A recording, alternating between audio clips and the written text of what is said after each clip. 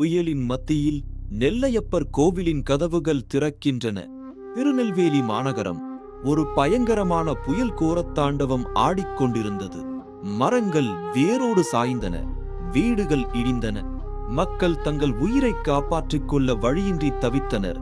வானம் இருண்டு மின்னலும் இடியும் அச்சமூட்டின.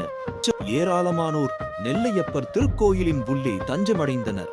வெளி உலகமே அழியும் கோபத்தோடு ஆர்ப்பரிக்கும் கடலாய் மாறிட ஆலயத்திற்குள் பக்தர்கள் அச்சத்தோடு இறைவனை வேண்டினர்.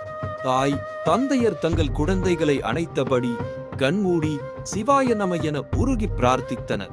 திடீரென என்ன ஆச்சரியம்! கோவிலின் உள்ளே ஒரு தெய்வீக அமைதி பரவியது.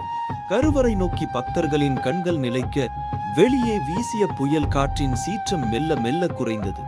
இடி மின்னல் அடங்கியது, மழை ஓய்ந்தது. கோயிலின் கோபுரத்தில் இருந்த கலசம் அசைவற்று நின்றது. புயல் முழுவதுமாக நின்று விட்டது. நெல்லையப்பரின் அருள் வெளிப்பட்டது. அச்சம் நீங்கி ஆனந்த கண்ணீருடன் பக்தர்கள் இறைவனுக்கு நன்றி கூறினர். நெல்லையப்பர் மக்களை காத்து தனது மகிமையை மீண்டும் ஒருமுறை நிரூபித்தார். இது வெறும் புயல் அல்ல, அருட்புயல். இன்னும் ஒன்று, அந்த புயலின் பின்னணி என்ன? உங்கள் மனதில் கேள்விகள் இருக்கிறதா?